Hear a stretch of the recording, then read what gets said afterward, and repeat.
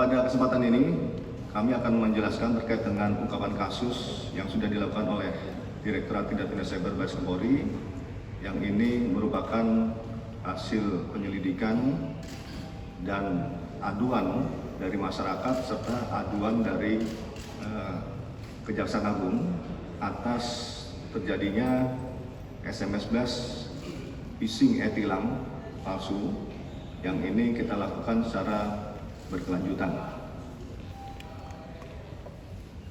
Pengungkapan kasus tindak pidana cyber modus SMS blast ini yaitu dengan mengedepankan tautan link phishing yang palsu menggunakan modus e-tilang yang mencatut nama instansi pemerintah yaitu Kejaksaan Agung Republik Indonesia. Ungkapan ini bermula dari adanya laporan pengaduan masyarakat dari Kejaksaan Agung nomor B-693-EE-3-12-2025 tanggal 9 Desember 2025. Dalam laporan tersebut diketahui beredar 11 tautan phishing yang tampilannya menyerupai website resmi pembayaran e-tilang milik Kejaksaan Agung RI dengan URL asli https://tilang.kejaksaan.go.id. Para pelaku menyebarkan tautan palsu melalui metode SMS blast dari 5 nomor handphone kepada masyarakat. 5 nomor handphone ini adalah 5 nomor handphone awal mula yang dilakukan blast yang nantinya akan berkembang menjadi beberapa nomor handphone. Selain itu, kami juga menerima laporan polisi dengan modus operandi yang serupa di wilayah hukum Polda Sulawesi Tengah dengan laporan polisi nomor LP-B-B-12-Romawi-2025 SPKT Polresta Palu Polda Sulawesi Tengah tanggal 11 Desember 2025. Kronologis kejadian yang dialami korban yaitu korban menerima SMS dari nomor tidak dikenal yaitu 082326 sekian yang memberitahukan adanya tagihan denda pelanggaran lalu lintas disertai sebuah tautan. Kemudian tautan tersebut diklik oleh korban dan korban diarahkan ke situs e-tilang palsu yang tampilannya sangat mirip dengan situs resmi milik Kejaksaan. Karena korban meyakini website tersebut asli, korban memasukkan data pribadi dan data kartu kreditnya.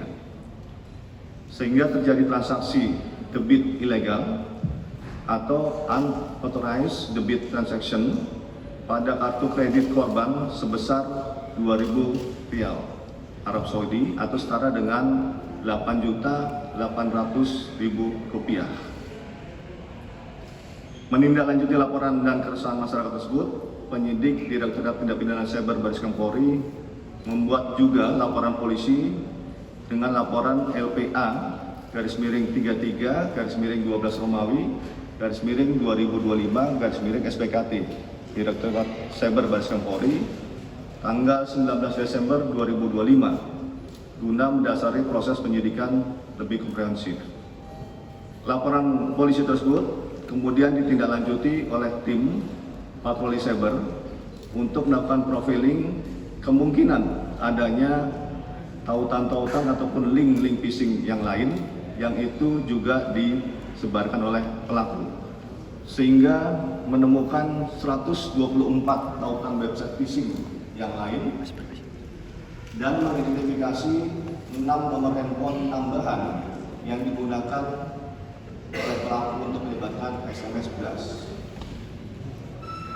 Penyidik melakukan pendalaman dan berhasil melacak para pelaku dan mengamankan 5 orang tersangka di 2 lokasi berbeda, yaitu di Jawa Tengah dan Banten.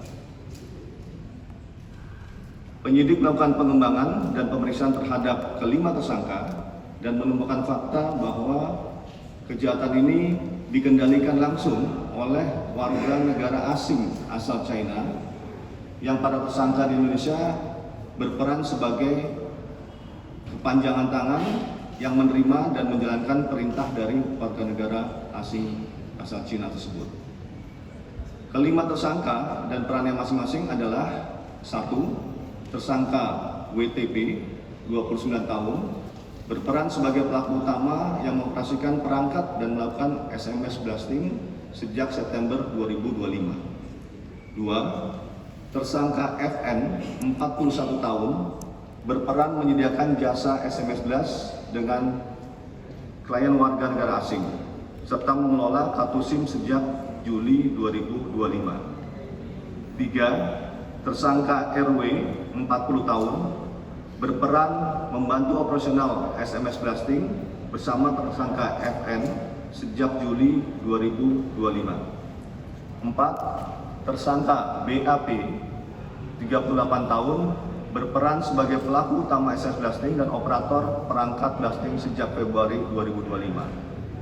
5. Tersangka RJ, 29 tahun, berperan sebagai penyedia atau penjual kartu SIM yang sudah terregistrasi kepada pelaku lainnya. Tersangka WTP, FN, dan RW diketahui bergerak di bawah kendali warga negara asing Cina yang menggunakan akun Telegram bernama Li SK dan Daisy Q. Dalam mendukung operasionalnya di Indonesia, para pelaku dari Cina tersebut mengirimkan langsung SIM box, alat yang digunakan untuk plastik, kepada para tersangka di Indonesia. Dari 7 unit SIM box dapat diidentifikasi 2 kali pengiriman pada bulan September dan Desember 2025, dan sisanya masih dalam pendalaman penyidik. Dari bukti pengiriman, alat SIM box tersebut dikirim oleh seseorang bernama Uga dari kota Shenzhen, Guangdong, China, di mana perangkat SIM box tersebut tidak diberikan secara cuma-cuma.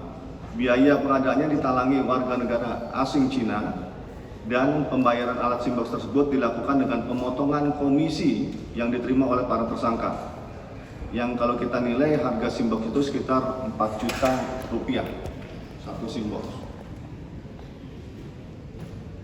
Operasionalnya adalah pelaku warga negara asing Cina